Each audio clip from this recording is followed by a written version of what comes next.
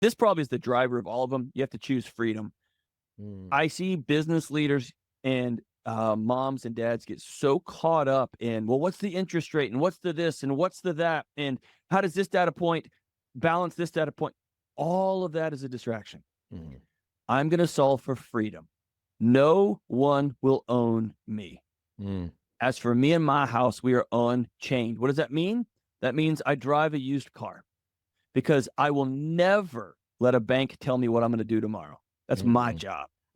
I am going to buy a house that is way less than I quote unquote qualify for. Why? Because I'm never going to let a mortgage company push me into making a questionable decision at work that's a little bit on the ethical line because I have to have this sale. I am never going to allow something I'm collecting. I'm never going to allow a travel soccer coach tell my family what we're going to do for the next 14 years worth of Saturdays. Solve for freedom. What do you want and what must be true in your life for those things to come true, right? I am going to unhook myself from all these things. The next one is choose mindfulness. We know that. Here's all that means. We hear that word all the time. It just means I'm going to choose curiosity over judgment. I'm going to choose, I wonder why that guy just cut me off. I hope he can get to the hospital in time. Over, that guy sucks and he's doing drugs, right? I'm going to choose when Dermot makes a joke about me at dinner and it's a little bit sharp, I'm going to choose to ask myself, I wonder if he thinks we're that close that like we can just like razz on each other versus I can't believe he said that. I'm going to choose to ask, why would you vote for Trump? Why would you vote for Biden? Over, you're stupid, you're an idiot, you're a moron, you're so dumb, you don't even deserve to be in this country, right? I am going to, because one of those, look, these all have physiological consequences. One of them kicks off fight or flight, dumps cortisol and adrenaline in your body, you're off to the races. It gives you a stroke. And one of those literally brings your heart rate down. Whoosh. I'm going to choose peace, man. I'm going to choose mindfulness, that gap. There is a moment when you got to die on a hill. There is a moment when I'm going to hit you as hard as I can. Those moments are so rare, right? They're not all the time. The next one is health and healing. We could talk all day about this. If your body's not well, if you're struggling with your weight, if you're struggling with what you're putting into your body, if you're struggling with sex and intimacy, if you're struggling with childhood trauma that you haven't addressed, you got to go see a doctor. You got to go see a counselor. The anxiety ringing off the hook because of your childhood traumas that have still tracked with you, your body's not broken. It's doing exactly what it was designed to do, and that's keep you safe. And so you got to choose health and healing. I was going to ask you, you've answered the question, like, how do you get some like Deloitte, a big company? Because it doesn't matter how big the company is or how small the team is, it's the same principles. So you get them to innovate by taking some really controlled, planned risks or ideas. It might feel like a risk for some people, but what I'm hearing you say is like creating some space to try the new thing. Yeah. My belief is that one of the greatest catalysts for change is through play. Like incentivizing your team, incentivizing the people around you with a very low stakes environment where they can explore and experiment is actually a greater catalyst to change than anything that I've ever seen. I've been across hundreds of different organizations and I've seen what moves people, and we talk about mission and vision and purpose and all these great things, but actually getting people to play with new technologies, new environments, trying new ways of things actually changes behavior. I'll give you a simple example. I did something crazy a couple of weeks ago. I'm very passionate about this AI space. So I put out a social media message saying, anybody that lives in my province in Canada called Alberta, if you breathe, I don't care how old you are, I don't care how young you are, if you breathe in Alberta, I will pay you to use AI. Meaning not, and I'll actually double it. Meaning if a tool costs $200, I will give you $400 to use the tool. Now, the only caveat is that I want you to show me what you built in a month. And so I sent out this message to all my social media followers. I have tens of thousands of social media followers. There's millions of people that are in my region. This could have went wrong in a second for my bank account. And the first person that messaged me, by the way, was my wife. She was like, "What are you doing?" But you know, and by the way, as of 2 weeks ago, I was wiring people $50 to $500 a piece to random people on the internet that I've never met in my entire life. Now, why would I do this? The reason why I did this is because if you give people license to play, if you give people license to do something, to try something new, going back to what we talked about, what innovation is all about, it actually is the greatest catalyst for change. And you're giving people permission to fail. You're giving people permission to experiment. And I don't care about what people build. Actually, I met somebody this weekend. He's like, "Why did you do this experiment? I don't get it. What do you want out of it? What are you trying to get out of it?" I'm like, "I'm not trying to get anything. I don't care about the outcome. I don't care about the deliverable. I don't care what they're trying to build. I want to see the transformation within. I want to see that they actually went and did something hard and learn something about themselves." That is one of the greatest ways of changing someone's behavior. So are you saying create the environment to make failure fun? I'm saying create the environment where people are willing to take shots, make it fun, give them permission to go off and fail. And if you reward in an environment where people want to take shots, then guess what? They will take more shots. He waited for me at the South Summit. And so I get up to, he's calling my name. And I said, what, Michael, what? And he said, "I need you to make me a promise." And I'm super annoyed now. What do you want? Who is asking anything of me right now? I need to focus, trying to put one foot in front of the other. And some guy's asking me for something. What the hell? I said, what do you want? He said, "I need you to promise me that you're going to go further than this." Like this meaning the South Summit, this being my turnaround point 8 years earlier. And the fact that he waited there for me to just give me that encouragement and cheer me on meant so much to me. You know, we shook hands on it. And like I said, I never break a promise to a friend. And so I kept going. And that extra boost of encouragement, I found so much strength in that. And sometimes just knowing that somebody is cheering for you and somebody is there wanting you to succeed can make all the difference in the world. And that's why I tell people, standing on top of Mount Everest didn't feel like a life-changing moment for me, because keeping it in perspective, it is just a pile of rock and ice. Standing on top of that mountain doesn't change the world. But you know what does change the world? A few kind words of support shared with somebody who's having a tough time. Brilliant. Just being there to encourage somebody who's struggling can completely change the outcome of a situation. I would argue could completely change somebody's life. This is not hard to do, people.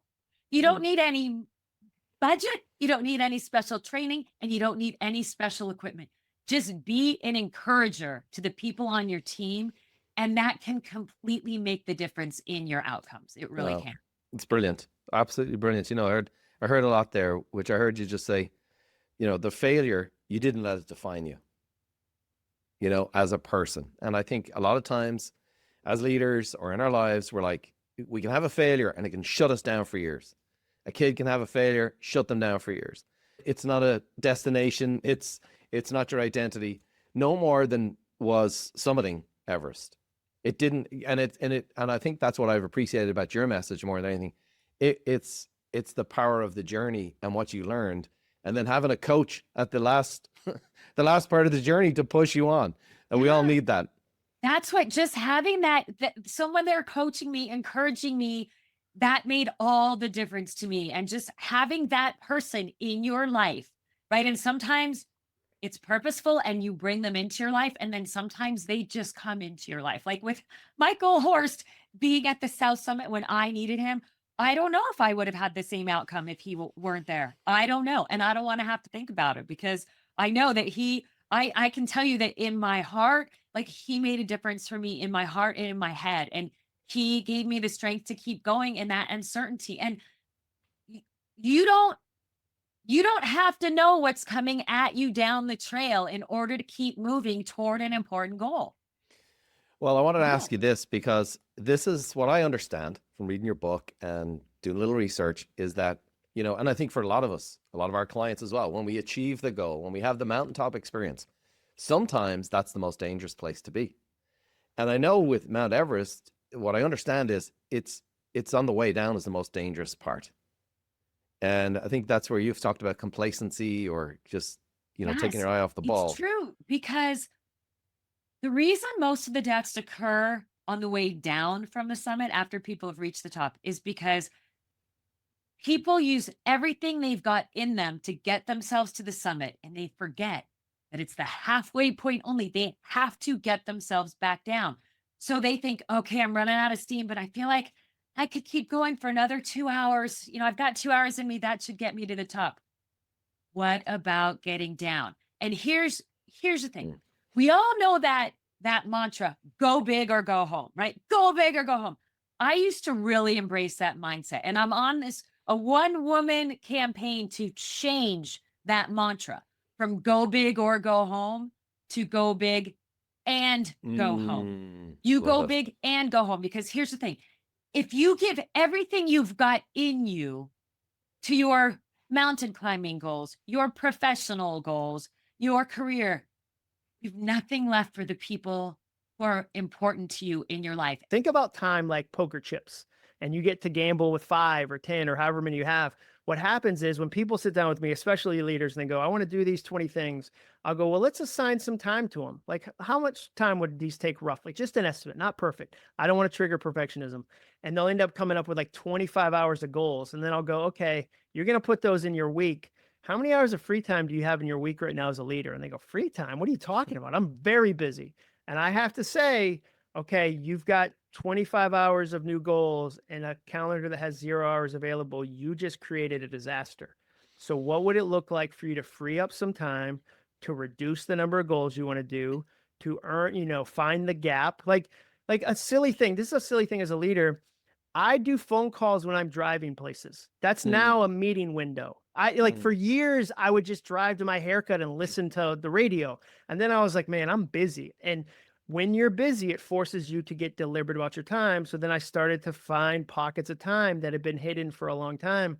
And that just made me an even better leader, because now I could slot conversations into different moments that I had been telling you, I'm so busy.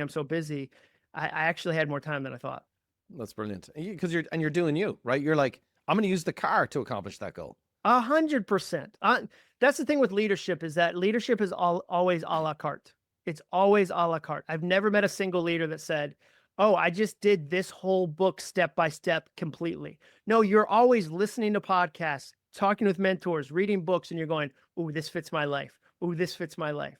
And so there's a lot of people that'll hear some of the ideas I'm sharing and go, man, that's weird, or I wouldn't do that. Awesome. Do something different. I don't care how you do it if you're getting the results you want. So when people go, John, how do you read 100 books a year? I go, man, there's actually a lot of time if you listen to audiobooks deliberately. Like when I run, guess what I'm listening to? I'm listening to an audiobook. Like I'm double dipping. I love the double dip actions where both parts of me are getting better. My mind and my body at the same time. Like now I'm really moving. And sometimes people say to me, John, when you share about your goals, it's a lot. It's a lot. And I go, it is, but I expect a lot out of life. I want to have a lot of friends. I want to make a lot of money and do a lot of cool things with it. I want to lead a lot of people. So yeah, it is a lot. You're right. But that's what I expect. I'm not here for a little. Again, I'm doing deliberate things to go, if average is watching 34 hours of TV a week, which it is. Nielsen ratings, the average American watches 34 hours of TV a week. That's almost a 40-hour a week job. Imagine if you just cut that in half. You're still watching 17 hours, but what could you do with 17 hours? There's that's one of the lies, is that you're busy. There's more time than you think if you'll look for it. Busy doing what is the question? Yeah, somebody's getting it. You're working for Instagram. Like if you want to find time as a leader, take out your phone, go to screen time, and steal some time back from your greediest, hungriest app. I looked on my phone 1 week. I'd been on Instagram 13 hours. You know how much they paid me for it, Dermot? $0. I volunteered for Instagram, which is not a nonprofit, by the way, for 13 hours. You've hired me before. I'm not cheap. That's expensive. Yeah, it's expensive. But apparently I work for Instagram for free. An imposter is someone who is fraudulent. That's true. Good call. Okay, so you're not a fraud. Yeah. Number two, you don't have a disease. You don't have a syndrome. You have you are in a reality. And here's what I know. If you're facing doubt, and let's throw fear into this as well, because I write and talk about both of these. These are cousins. If you are facing doubt, it's because you're attempting or you are moving forward. If you're facing fear, you are attempting or moving forward. And so fear defined is, I'm worried that something bad is going to happen if I act. Doubt is, I don't believe something good will happen if I act. They're different, but we've got to understand that first, let's let ourselves off the hook. Let's exhale and go, wait a second. I think Ken's right here. If I'm fearful or doubtful, it's because I'm attempting to actually move forward. In other words, the people of life who sit on the bleachers with their hand up to their elbow in a popcorn bucket, feeding their face and yelling at everybody on the field, I could do better than that. These are the bystanders. These are the fans of life. They sit there and they are afforded the opportunity to be critics. You can't be. And as Teddy Roosevelt so famously said in that speech that lives well beyond his life, the man in the arena, the credit belongs to the man in the arena, not the critic. And you've been to my studio, and outside the studio on a gigantic painting is Teddy Roosevelt, and above it, it says in bold red letters, it's not the critic that counts. So let's first go, wait a second. I am experiencing fear and I am experiencing doubt because I'm attempting to move forward to do something. So that makes me not a fraud, and it doesn't make me sick. It makes me normal. Now, let's move forward. This is all mindset. Now we say, okay, what's driving the fear and the doubt? And it's one word: the unknown. Unknown. I don't know something. There's something that I am uncertain of. Okay, now we're getting somewhere. Right? Yeah. My fear and my doubt is driven by uncertainty. So what do? Get certain to the extent that you can. You know, I had the privilege of interviewing George W. Bush and Condoleezza Rice. And in both of those interviews, I asked them both about this issue of uncertainty. And you look at a president and a national security advisor, they really represent the most intense, uncertain decisions that anyone will ever have to make, because when they're making some decisions where they cannot be totally certain that it is the right decision, lives are on the line. And here's what I'm telling you. This is how we combat fear and doubt: is we get as certain as we can.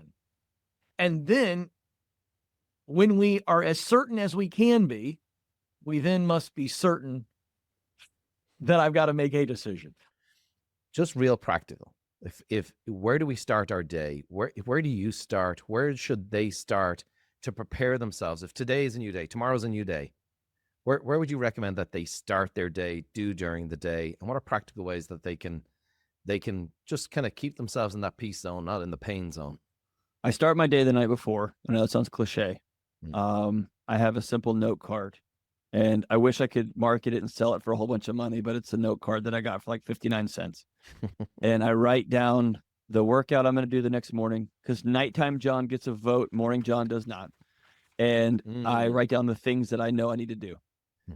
And then when I wake up in the morning, and this is a relatively new addition to my life that is just paying comic dividends. The ROI, it's been ridiculous. So I start my morning with a prayer. And then I say out loud, today's going to be incredible. And instead of going, oh crap, because I realized my day, I got out of bed and put my feet on the floor with a mess, with an emergency. And simply starting the day with, today's going to be awesome. It's going to be fantastic. Here's what I got to do. And I'm choosing that. I'm also, for Lent this year, I gave up pessimism. I'm just done with it. The great Amos Tversky said, pessimism is stupid, because if it comes true, you experience it twice. Once when you worried about it, and once in reality. Why not wake up and say, today's going to be awesome. And I'm going to have that conversation with my wife that I need to have, and it's going to go way better than I think it's going to. Why not lean in there instead of going dread, and then have it, and it goes bad? Well, then the whole day's shot instead of just the end of the day, right? But I already have a list of things I got to knock out today. I'm going to go get them done, and it's not an overwhelming list. And I also have become highly intentional about creating space in my mornings. I used to overprescribe every minute of every morning. And now I need to make sure I've got space in case my daughter goes, "Hey, Dad, can we dance?" And by the way, her dancing, she wants me to turn on old Poison albums, like the actual vinyl, and bounce around the room like a maniac. She does not want to slow dance. In fact, last night for Valentine's, I said, "Hey," I brought her flowers. I said, "Can we dance?" And she looked at me and goes, "No slow songs." And I was like, all right. She's a chip 8, by off the the way. old block, huh? She's 8. We bounced her. Punk We had our rocker. own 2-person mosh pit, but I want to create space so that those can happen. Yeah. When my son just saddles up at the kitchen table with me, and I got my workout downstairs, and he has a bowl of oatmeal, and he goes, "So, old man, how we doing?" I want to give that 10 minutes, right? And not be like, "I got to go work out. Bye." Life's way too short for that. And so those are a couple of things that are very practical. Let's inject humanity back into our lives. Brilliant. And I actually think that the dirty secret around innovation is that innovation is actually 90% psychological and 10% technological. Like technological innovations are bounded by the laws of physics and code, but psychological innovations are bounded by our own imagination. And to me, it's about thinking about how do we make things more meaningful and magical and memorable and awe-inspiring for our clients at the end of the day. So to me, innovation is a lot more than tech. And I feel like everyone can go off and innovate. Yeah, I appreciate that. It is, and I actually didn't think about that. It seems like, the word innovation is really tethered to technology these days. Well, especially today, because you have, the exponential nature of artificial intelligence. You're hearing about that all the time. This is a space that I'm really passionate about. Cloud, mobile, software as a service. Obviously, our businesses are becoming increasingly more digital. But my belief is that when everything becomes incredibly digital and AI driven, that actually the reverse becomes disproportionately more important, meaning in an AI world, actually innovating on the human elements, which is how do we make things more meaningful? How do we get our clients to trust us? Those things become more important in a AI world. So I know it sounds like innovation is just about tech, and it is a part of it, but it's really around all those other human elements. There's some things that never change. I call these things radical unchanges, which is our love for stories, our desire for status, safety, security, intimacy, relationships. These things have never changed. They have existed since the dawn of humanity. And we consistently have to innovate on those things. We have to continue to make our stories better. We have to continue to understand what status means for our clients, or how do we double down on trust and relationships. We always have to be thinking about these things, even though these behaviors have existed since the dawn of humanity. Well, okay, now you've gotten me. You've lit some sparks in my head already. But I'll tell you this real quick. A couple of years ago, a friend of mine, he had started a startup in the tech business, and I hadn't seen him in a couple of years. And I was in Northern California. I saw him at a wedding, and I was like, "How are you doing?" He's like, "Oh, I'm doing great, and living in San Jose these days." And I said, "Oh, I'm going to be there in a week." I go, "What are you doing?" He goes, "Oh, I work for Facebook." And I go, "You do?" I said, "I thought you did your own thing." He goes, "Yeah, well, Facebook bought us." I go, "What was the name of your thing again?" He goes, "Instagram." So he was the first engineer. He built the product. Wow. His name is Shane Sweeney. I did a podcast with him. So I said, "Oh, I guess I should have known that one, Shano." So I said, "Listen, I'm going to be in San Jose. Can I come by and just kind of walk the campus? Can you show me around?" He goes, "Yeah, absolutely." So we went around and we walked around Facebook, which was very impressive. But Instagram was super impressive. But the scariest thing that happened on that tour was he brought me into this room. And this room was just whiteboards. And it looked like the inside of the movie, That Beautiful Mind, And it was just all this code and all this stuff. And I go, "What's this room?" And he goes, "This is where we come to think and dream and create. And we build things so people don't have to think and create." And it's the scariest thing I ever heard in my life. Wow. Because what I'm hearing you say is it doesn't have to be around technology. In fact, it can be in the little things. It can be in everything. It can be in relationships. It can be in our staff. It can be in what we say to our customers. So that's, that was the scariest thing I ever heard in my life from a technological standpoint. My boss screaming at me or made me feel like, you know what? That's probably not going to help me get more revenue. Like it's going to diminish brain function. So that kind of thing is another one. And then the last one, we'll get off this topic, but I'm just giving a few psychological things.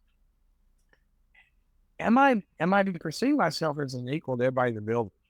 We got a lot of, I don't mean your roles are equal or have equal authority. I'm sitting at a table with the CEO and that team doesn't feel like we're all equal adults here with something to contribute and everybody's brain is valued for its different contribution. Then we're playing people-pleasing parent-child games, and that is not going to win a Super Bowl. And so we got to find out, are we harnessing people's best strengths, their best minds, and do they have permission to speak those at the table and contribute, and are we using them?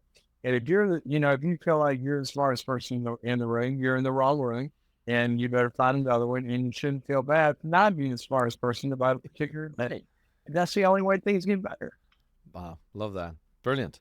What I'm taking away from that, though, as well, is, the great Irish philosopher, Conor McGregor, he said, you're either winning or you're learning. And what I'm taking away from what you just said is that as a leader, my job is to create an enthusiasm around where the gap was.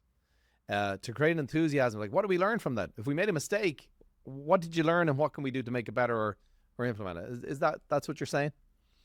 Exactly. And all mistakes aren't the same. There are some mistakes that are truly mistakes we should not make. I already know how to do it. It's, we should not make a mistake, for example, in spilling gas on your car when you go to the gas station, right? So if we're making those kind of mistakes, let's not make those. There's nothing to learn. We got a performance problem, or we got carelessness, or we need to change the system. Right. There's some mistakes that have to do with factors that happen that we need to kind of figure out, what do we not see? And we shouldn't make those mistakes, but we didn't quite, it's unknown unknowns or whatever it is, but they are mistakes we never want to make again. All right. There's a third kind of mistake that we should make every day on purpose. And that's when we're trying something new and innovate. Let's try this. We don't know if it's going to work or not. And if it fails, that's what we call an experiment. I have a question for you, because I think this is a real deal. It's, in your journey, in your story, as you were going through the process of becoming a fighter pilot, sometimes we have people on our team who look like they're on our team, but they're not on our team. You had people who were kind of hoping you were going to fail. And sometimes in leadership, that's a hard thing sometimes when you have an onboard terrorist, a toxic person.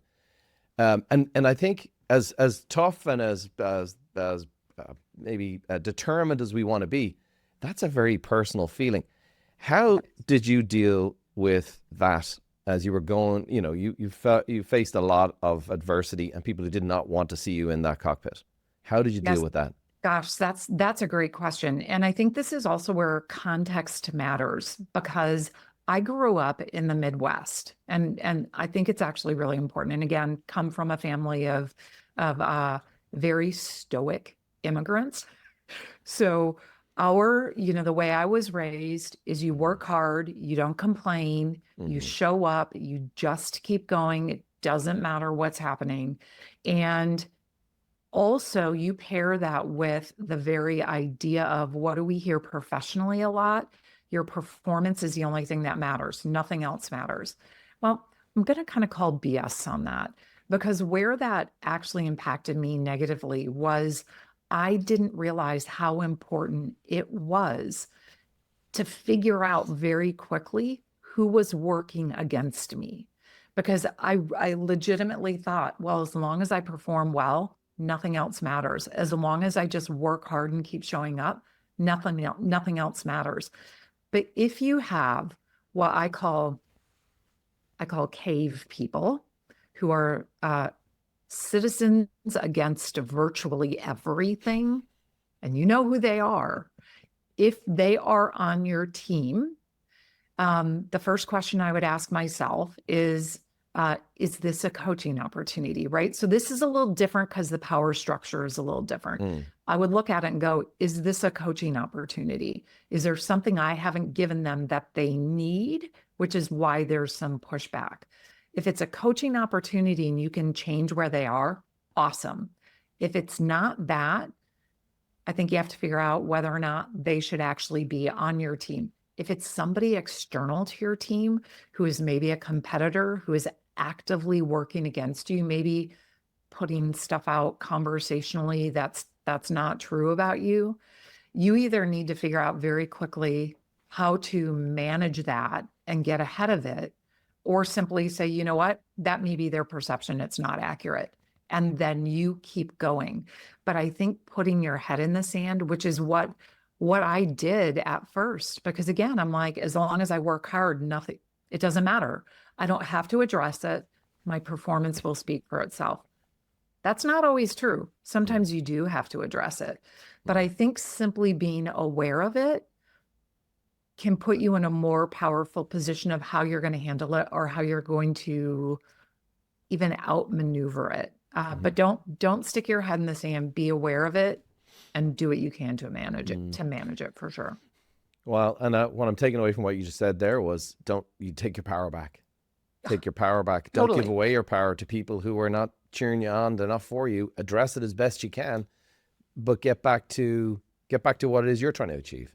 And know that admittedly, and especially if it comes from within your own inner trusted circle, that does sting, because it's easy to say it's just business. But if somebody's coming after you, it feels extraordinarily personal, because it is. And if something really damaging has happened, even one of the things I try to share with my kids, I'm like, don't avoid it. Don't hide it. Don't try to numb it. If it's really bad or has had a catastrophic impact, take 24, 48 hours. It's okay to be a little mopey. It's okay to feel sorry for yourself.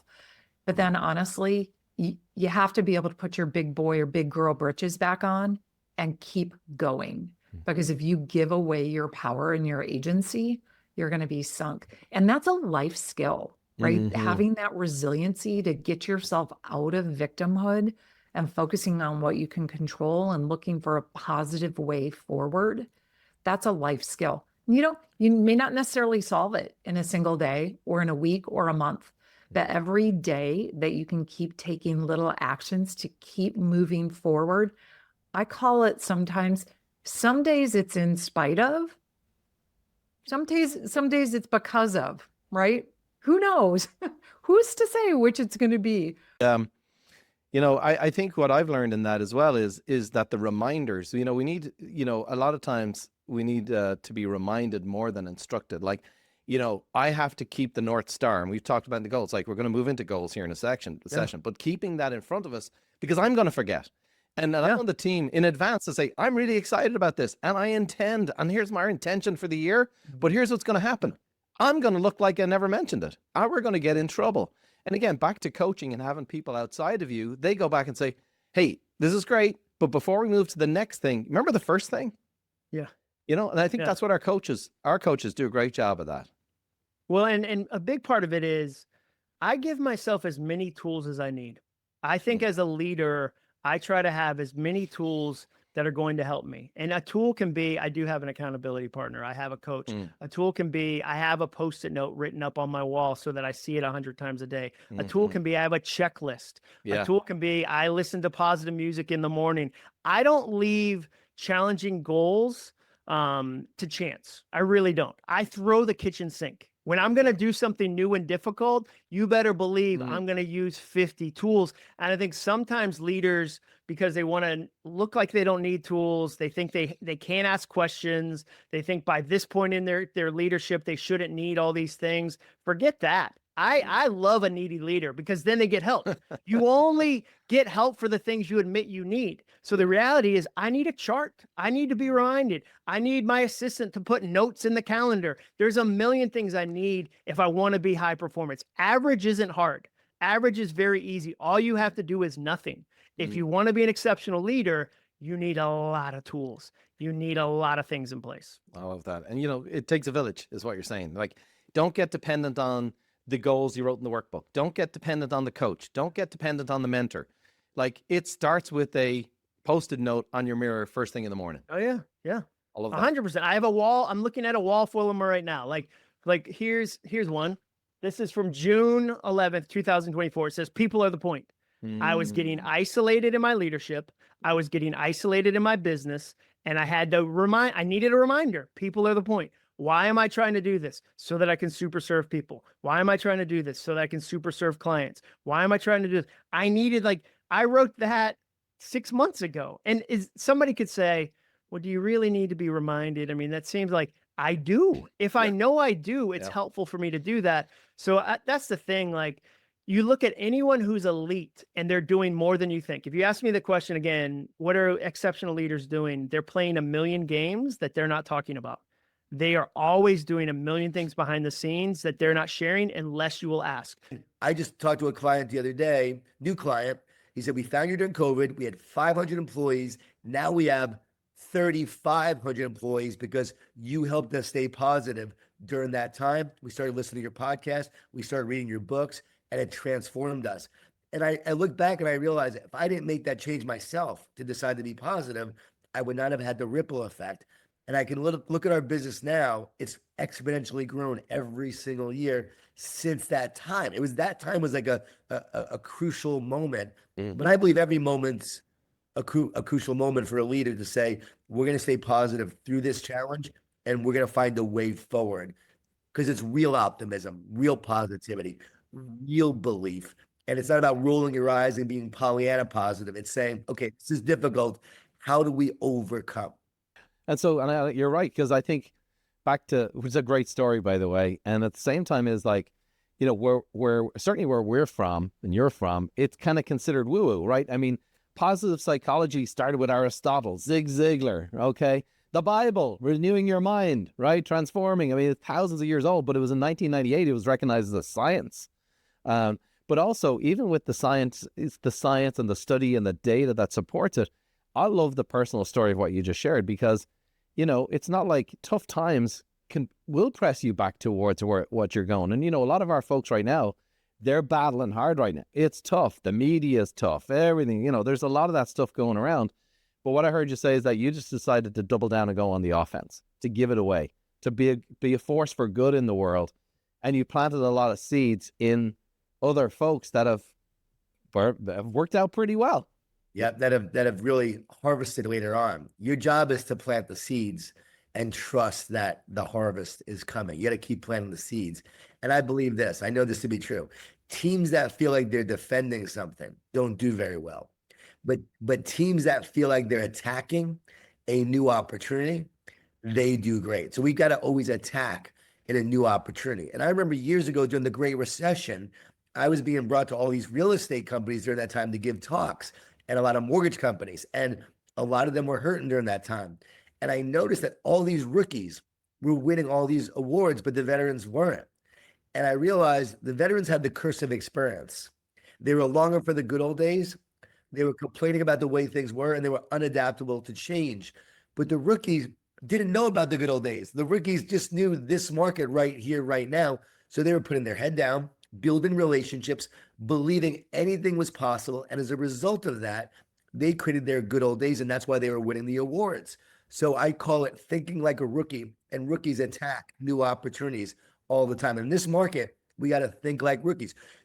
He trained me over 2 weeks, gives me this responsibility, and then he turns the job over to me in the middle of the summer. Okay, it's yours, son.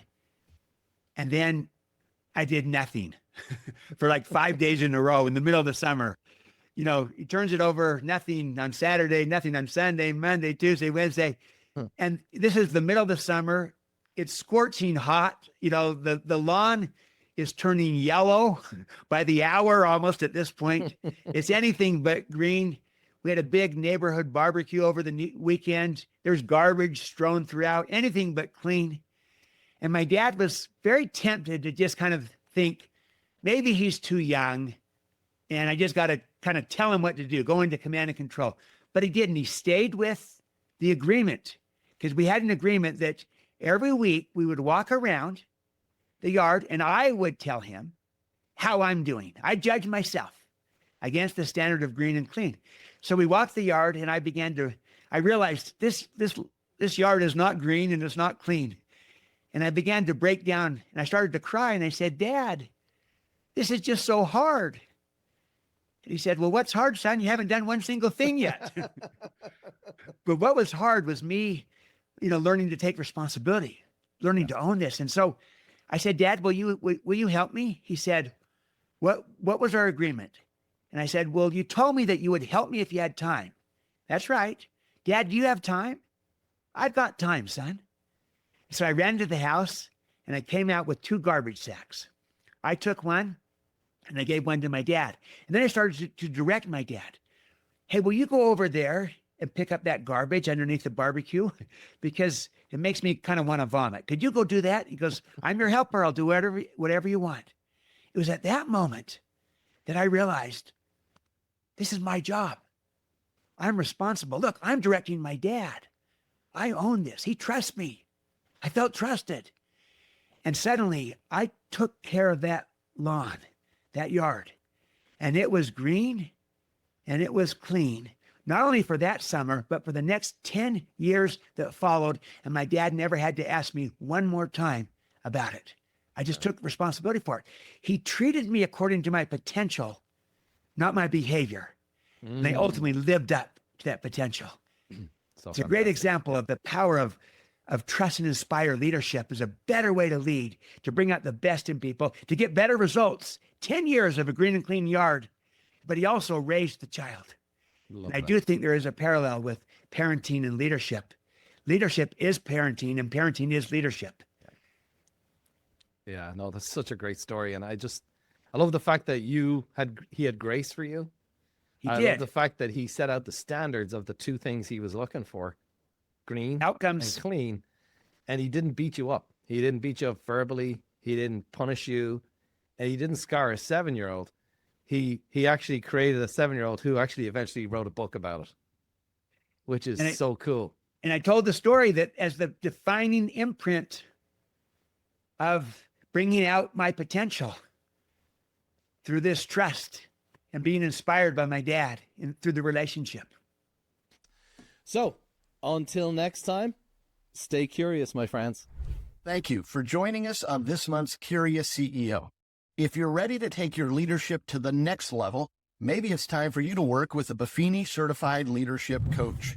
Our coaches will help you identify and leverage your natural leadership style, develop a strong organizational culture, improve recruiting and retention, and increase the profitability of your business.